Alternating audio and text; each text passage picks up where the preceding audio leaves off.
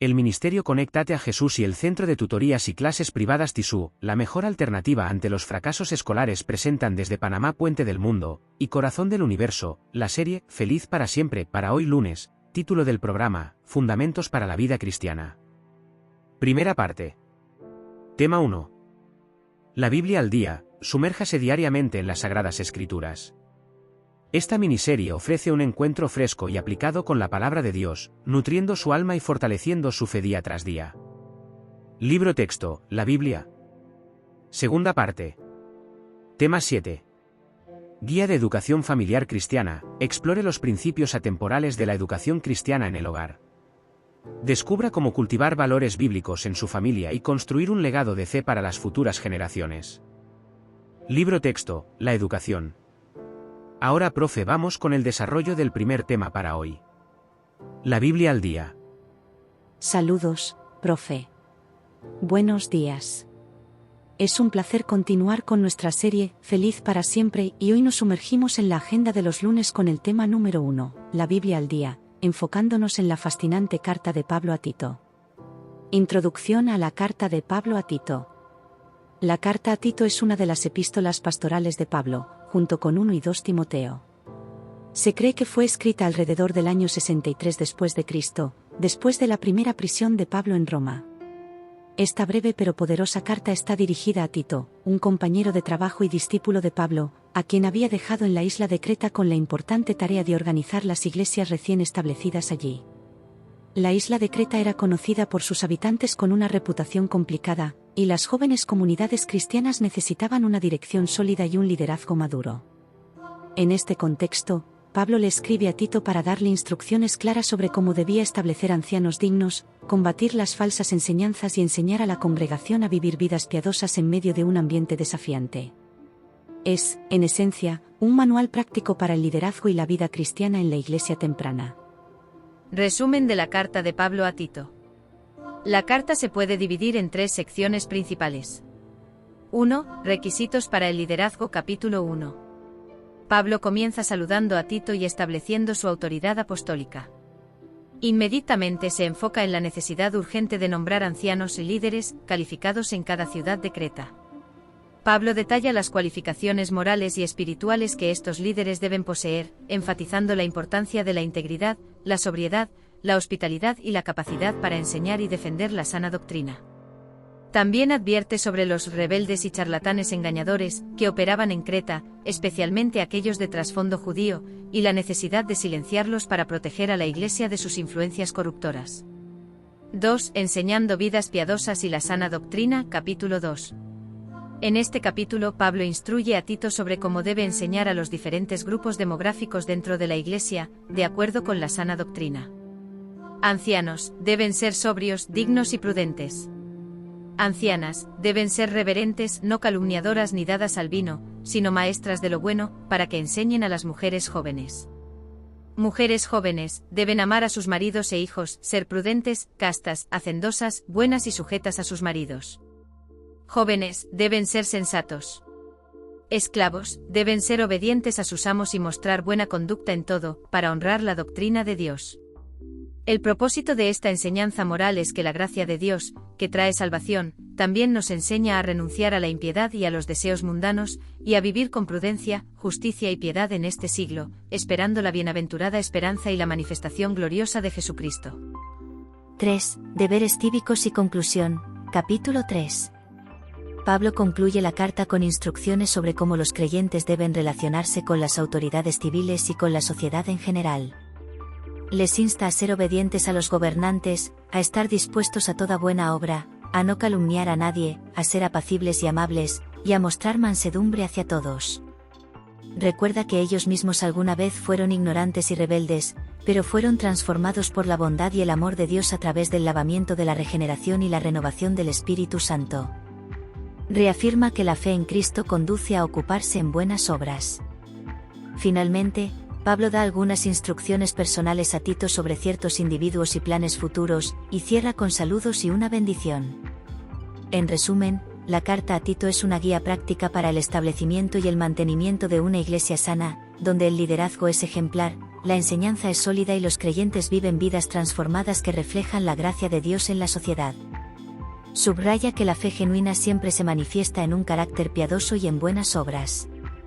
Redacción del capítulo 1 de la carta a Tito sin la numeración de versículos. Pablo, un siervo de Dios y apóstol de Jesucristo, se dirige a Tito con el propósito de fortalecer la fe de los elegidos de Dios y promover el conocimiento de la verdad que lleva a la piedad. Reconoce que la fe es un regalo divino y que su misión es reflejar la esperanza de la vida eterna prometida por Dios. Pablo ha dejado a Tito en Creta para que complete una tarea importante: organizar las comunidades cristianas. Es fundamental que Tito nombre ancianos en cada ciudad, quienes deben cumplir con ciertas cualidades. Los ancianos deben ser irreprochables, tener una sola esposa y poseer hijos que sean creyentes y no tengan un comportamiento despreciable. También deben ser personas justas, santas y disciplinadas. La capacidad para enseñar la sana doctrina es esencial, así como la habilidad para refutar a aquellos que se oponen a ella. Pablo también advierte sobre la existencia de falsos maestros, especialmente entre los de la circuncisión, quienes distorsionan la verdad y llevan vidas deshonestas. Es necesario confrontarlos y corregir sus enseñanzas. La importancia de mantener una doctrina sana es fundamental para el crecimiento y la salud espiritual de la Iglesia, y Tito tiene el deber de asegurarse de que esto se lleve a cabo en Creta. Tito, capítulo 1. Pablo, siervo de Dios y apóstol de Jesucristo, enviado para llevar la fe a los escogidos de Dios y el conocimiento de la verdad que nos lleva a la piedad, con la esperanza de la vida eterna que Dios, que no miente, prometió desde antes de los tiempos eternos. Él manifestó su palabra a su debido tiempo por medio de la predicación que se me encomendó por mandato de Dios nuestro Salvador. A Tito, verdadero hijo en la fe que compartimos, gracia y paz de parte de Dios Padre y de Cristo Jesús nuestro Salvador. Te dejé en Creta con un propósito, para que pusieras en orden lo que quedaba por hacer y nombraras ancianos en cada ciudad, tal como te encargué. El candidato para anciano debe ser irreprochable, marido de una sola mujer, que tenga hijos creyentes que no sean acusados de disolución ni de rebeldía. Porque es necesario que el obispo sea irreprochable como administrador de Dios, no soberbio, no iracundo, no dado al vino, no pendenciero, no codicioso de ganancias deshonestas, sino hospitalario, amante de lo bueno, prudente, justo, santo, dueño de sí mismo. Debe apegarse a la palabra fiel tal como ha sido enseñada, para que también pueda exhortar con sana enseñanza y refutar a los que contradicen. Porque hay muchos rebeldes, habladores de vanidades y engañadores, especialmente los de la circuncisión, a quienes es preciso tapar la boca. Estos trastornan casas enteras, enseñando por ganancias deshonestas cosas que no deben enseñar. Uno de ellos, su propio profeta, dijo: los cretenses son siempre mentirosos, malas bestias, glotones ociosos. Este testimonio es verdadero. Por esta causa, repréndelos duramente, para que sean sanos en la fe, y no presten atención a fábulas judaicas ni a mandamientos de hombres que se apartan de la verdad. Para los puros, todo es puro, pero para los corrompidos e incrédulos, nada es puro, pues tanto su mente como su conciencia están corrompidas. Profesan conocer a Dios, pero con sus obras lo niegan, siendo abominables y desobedientes, y para toda buena obra, reprobados. Tito 1. ¿Somos transparentes? ¿Alguna vez hemos oído a los padres decir a sus hijos: haz lo que te digo y no lo que hago? Haz lo que hago. Es un modelo de crianza más eficaz. Y nos guste admitirlo o no, nuestras vidas son transparentes para nuestros hijos. Pueden ver a través de nosotros y probablemente harán lo que nosotros hacemos. ¿Y qué hay de los líderes? ¿Seguimos el mismo principio de haz lo que digo y no lo que hago? ¿Somos líderes transparentes? ¿Qué entendemos por transparencia? ¿Sabías que la falta de transparencia descalifica a una persona como líder? Este es el temario que el apóstol Pablo dirige a Tito, otro hijo en la fe, véase Tito 1, versículo 4. El primer capítulo trata de los requisitos y deberes de los ancianos o líderes de la Iglesia. Pablo había escrito una carta similar a Timoteo, su otro hijo en la fe, sobre el mismo tema, véase Primera de Timoteo, capítulo 3, versículos 1 al 13. Muchas gracias, profesoras Abril, Elvira y Estrella, por el análisis del tema 1 La Biblia al día. Ahora vamos con la segunda parte de nuestro programa para hoy: Fundamentos de la vida cristiana, la educación cristiana, libro texto, La educación de Elena G. de White. Adelante, profesoras. La educación. Escritos de Elena G. de White. La educación. Prefacio. Son por cierto pocos los libros dedicados al tema de la educación que han sido leídos tan ampliamente o que han soportado la prueba del tiempo tan bien como la presente obra que ahora aparece en una nueva y hermosa edición. Los claros y correctos principios fundamentales desarrollados en esta obra han hecho de ella el libro de texto de miles de padres y maestros durante un periodo de más de un siglo. Todo joven debe prepararse para hacer frente a las realidades prácticas de la vida, sus oportunidades, sus responsabilidades, sus derrotas y sus éxitos. La manera en que haga frente a esas experiencias, el que haya de triunfar o ser una víctima de las circunstancias, depende mayormente de su preparación para afrontarlas. La verdadera educación ha sido bien definida como el desarrollo armonioso de todas las facultades. La preparación que se recibe durante los primeros años en el hogar y durante los años subsiguientes en la escuela, es fundamental para el éxito en la vida. En tal educación es esencial el desarrollo de la mente y la formación del carácter. Al definir con agudeza los valores relativos y permanentes que constituyen la verdadera educación en su sentido más pleno, la autora de este libro señala el camino para el logro de ese ideal. Se delinea con claridad una educación que tiende a desarrollar las facultades mentales, a dar destreza a las manos en las tareas útiles, una educación que reconoce que Dios es la fuente de toda sabiduría y entendimiento. El objetivo que impulsa a la autora en sus numerosos escritos sobre el tema de la educación, es que los jóvenes que están en el umbral de la vida se alisten para tomar su lugar como buenos ciudadanos bien preparados para los aspectos prácticos de la existencia, plenamente desarrollados en el sentido físico, temerosos de Dios, con caracteres inmaculados y corazones fieles a los principios. Este volumen constituye la obra más importante en este grupo de escritos en los cuales se sientan los principios esenciales que deben ser comprendidos por los que guían a la juventud en el hogar y en la escuela. La escritora de estas páginas conoció por experiencia personal los problemas de una madre. Como amiga de los jóvenes, y habiendo estado durante muchos años en estrecha relación con instituciones de enseñanza, estaba bien empapada de los problemas de la juventud en su preparación para la obra de la vida. Por encima de todo, se hallaba dotada de un conocimiento y una capacidad extraordinarios como escritora y oradora.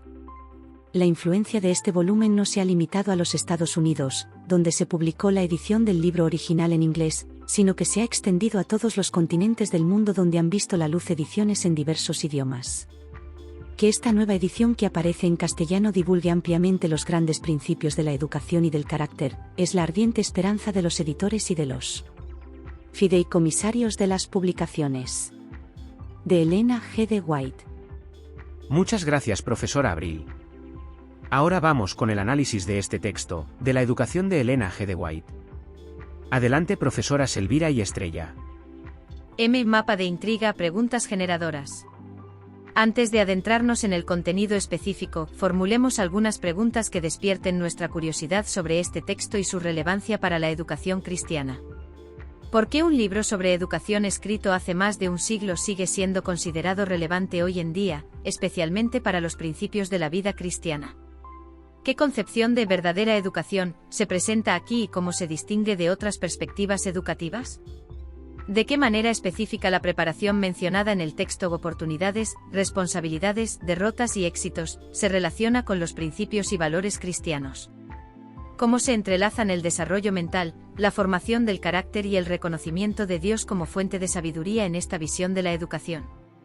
¿Qué significa para la autora que los jóvenes se alisten para ser buenos ciudadanos bien preparados, y cómo se alinea esto con los ideales cristianos? Ahora que hemos sembrado algunas preguntas intrigantes, pasemos a la siguiente fase del método. ¿Le parece bien si continuamos con el camino de conexiones? Perfecto, profe.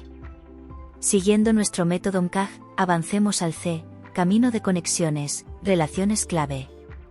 En este punto, exploraremos las relaciones y conexiones fundamentales que se presentan en el prefacio del libro La educación. Podemos identificar varias ideas clave que se conectan entre sí. La perdurabilidad y la amplia influencia del libro. El texto destaca cómo este libro ha sido leído ampliamente y ha resistido el paso del tiempo, influyendo en padres y maestros durante más de un siglo a nivel global. Esto sugiere una conexión con principios educativos considerados atemporales y universalmente relevantes. La preparación para la vida práctica y el carácter. Se establece una relación directa entre la educación recibida y la capacidad del joven para enfrentar las realidades de la vida, incluyendo tanto los éxitos como las dificultades. Además, se subraya la importancia fundamental del desarrollo mental y la formación del carácter dentro de esta preparación. Aquí vemos una conexión entre la educación integral y el desenvolvimiento en el mundo real. La verdadera educación y el desarrollo armonioso. El prefacio define la verdadera educación como el desarrollo armonioso de todas las facultades. Esto conecta la educación con un crecimiento integral del individuo, abarcando aspectos intelectuales, físicos, espirituales y sociales, aunque no se explicitan todos aquí, la idea de armonioso lo sugiere. La fuente de la sabiduría y el entendimiento. Se explicita una conexión esencial entre la verdadera educación y el reconocimiento de Dios como la fuente de toda sabiduría y entendimiento. Esto introduce un componente espiritual fundamental en la concepción de la educación que se presenta. El objetivo de formar buenos ciudadanos temerosos de Dios. El propósito de la autora se conecta directamente con la formación de jóvenes que no solo estén preparados para la vida práctica, sino que también posean un carácter inmaculado y fidelidad a los principios divinos, convirtiéndose en buenos ciudadanos. Aquí se vincula la educación con la ciudadanía responsable y la fe religiosa. La experiencia personal de la autora y su perspectiva. Se menciona la experiencia de Elena G. de White como madre y su estrecha relación con instituciones educativas, lo que conecta su perspectiva sobre la educación con la comprensión de los desafíos tanto de los jóvenes como de quienes los guían.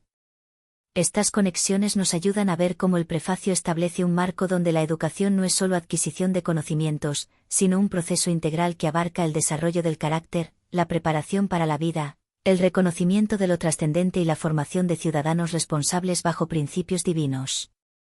Ahora, profe, ¿le parece que avancemos al ancla de fundamentos para identificar las bases sólidas que sustentan estas conexiones? Claro, profe. Excelente, profe. Ahora nos enfocaremos en la fascia, ancla de fundamentos, base sólida. Aquí, buscaremos identificar las afirmaciones o principios fundamentales que el prefacio presenta como base para su concepción de la educación. Del texto, podemos extraer los siguientes fundamentos sólidos. 1. La importancia de los principios fundamentales claros y correctos en la educación. Se afirma que los principios desarrollados en el libro son claros y correctos, y esta solidez es lo que ha permitido que la obra perdure y sirva como texto para padres y maestros durante más de un siglo. Este es un fundamento sobre la calidad y validez de los principios educativos que se expondrán. 2. La necesidad de preparar a los jóvenes para las realidades prácticas de la vida. Se establece como un fundamento esencial de la educación la preparación para enfrentar oportunidades, responsabilidades, derrotas y éxitos. Esto ancla la educación en la experiencia vital concreta de los individuos. 3. La verdadera educación, como desarrollo armonioso de todas las facultades. Esta definición se presenta como un principio fundamental para entender el propósito y alcance de la educación. Subraya la integralidad del desarrollo humano como meta educativa. 4. La esencialidad del desarrollo de la mente y la formación del carácter. Estos dos aspectos se presentan como pilares fundamentales de la educación, especialmente durante los primeros años en el hogar y la escuela. Esto establece una base dual para el proceso educativo, abarcando lo intelectual y lo moral. 5. El reconocimiento de Dios como la fuente de toda sabiduría y entendimiento. Este es un fundamento teológico crucial que impregna la perspectiva educativa del libro. Sitúa la sabiduría y el conocimiento en un marco trascendente.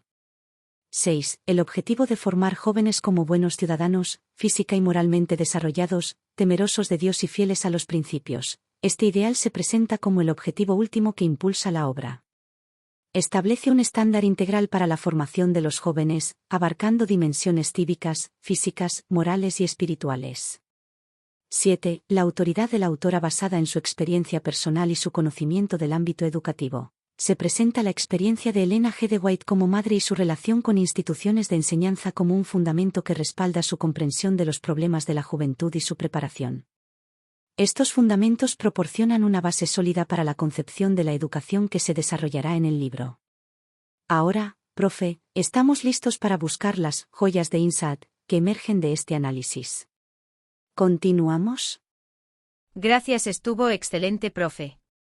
Llegamos a la fase final y más reveladora de nuestro análisis MCAG, Joyas de Insight, revelaciones significativas.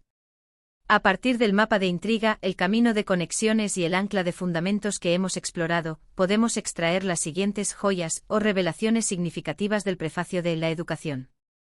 1. La educación trascendente. Una joya clave es la concepción de la educación que va más allá de la mera adquisición de conocimientos o habilidades prácticas.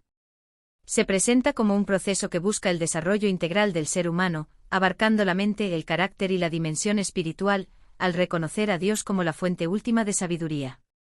Esto sugiere que la educación cristiana, desde esta perspectiva, no es secular sino inherentemente conectada con lo divino. 2. La formación del carácter como pilar central. El prefacio resalta la formación del carácter como un componente esencial de la verdadera educación, al mismo nivel que el desarrollo mental. Esto nos revela que la educación cristiana enfatiza la importancia de cultivar virtudes y principios morales sólidos en los jóvenes, preparándolos no solo para el éxito académico o profesional, sino para una vida íntegra. 3. La relevancia perenne de los principios fundamentales. El hecho de que el libro haya perdurado por más de un siglo sugiere que los principios educativos que contiene se consideran atemporales y universales. Esto implica que la educación cristiana, basada en estos fundamentos, busca principios que trascienden las modas y los cambios culturales, ofreciendo una guía duradera para la formación de los jóvenes. 4. La conexión entre preparación terrenal y propósito divino. La obra busca preparar a los jóvenes para las realidades prácticas de la vida, al mismo tiempo que los alista para ser temerosos de Dios y fieles a los principios. Esto revela una visión de la educación cristiana que integra la vida terrenal con un propósito trascendente, donde el éxito en la vida se mide no solo por logros materiales, sino también por la integridad espiritual y la ciudadanía responsable bajo la guía divina. 5. La autoridad que emana de la experiencia y la fe. La mención de la experiencia personal de la autora como madre y su conexión con instituciones educativas, junto con su profunda fe, sugiere que la perspectiva presentada se basa tanto en la observación práctica como en convicciones espirituales. Esto implica que la educación cristiana, tal como se plantea aquí, se nutre de la sabiduría humana y la revelación divina. Finalmente, en conclusión, el análisis del prefacio de La Educación nos revela que la educación cristiana, desde la perspectiva de Elena G. de White, se fundamenta en principios atemporales que buscan el desarrollo integral del individuo, priorizando la formación del carácter y reconociendo a Dios como la fuente de toda sabiduría. Su objetivo es preparar a los jóvenes para la vida práctica imbuidos de principios divinos, convirtiéndolos en ciudadanos responsables y personas de fe. Así hemos concluido nuestro análisis. Las preguntas para reflexionar son: 1. ¿Qué reflexiones le surgen a partir de este ejercicio?